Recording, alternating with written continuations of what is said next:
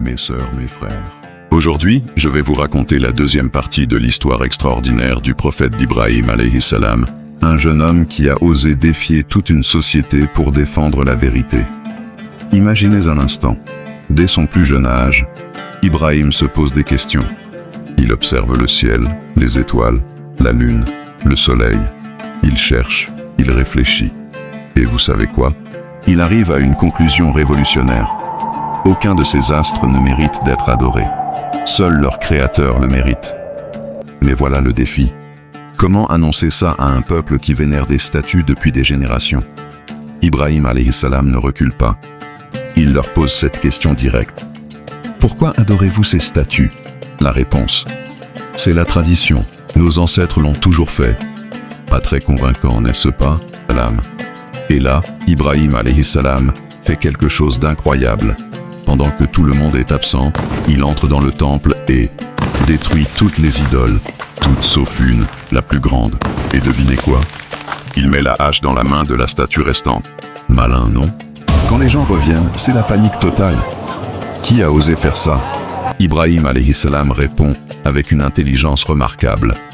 Demandez donc à la grande statue, c'est elle qui porte la hache. Bien sûr, la statue reste muette. Et c'est exactement ce qu'Ibrahim alayhi salam voulait démontrer. Comment peut-on adorer quelque chose qui ne peut même pas se défendre? Mais l'histoire ne s'arrête pas là. La réaction du peuple est terrible. Il décide de le jeter dans un immense feu. Les flammes sont si hautes qu'ils doivent construire une catapulte pour l'y lancer. Et c'est là que se produit le miracle. Le feu, au lieu de le brûler, devient frais et apaisant pour lui. Mais soudain, le miracle éclata sous leurs yeux. Ibrahim alayhi salam sortit du brasier, indemne, son visage serein, ses vêtements intacts. Aucune trace de brûlure, pas même la moindre marque de chaleur. Il avançait avec calme, comme si le feu s'était transformé en un doux jardin autour de lui. Le contraste était bouleversant. D'un côté, un feu colossal que personne ne pouvait approcher. De l'autre, un homme protégé par la puissance divine. La foule, stupéfaite, resta figée, incapable de croire ce qu'elle voyait. Certains écarquillaient les yeux, d'autres tremblèrent de peur. Tous étaient incapables de prononcer un mot. Ce miracle leur montrait clairement que le Créateur protégeait Ibrahim alayhi salam, confirmant que la vérité était avec lui. Cette histoire nous apprend tellement de choses.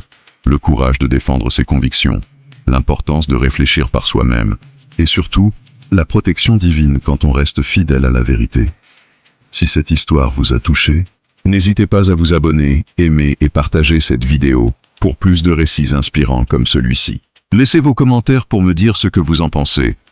À très bientôt pour la troisième partie de cette histoire d'Ibrahim alayhi salam.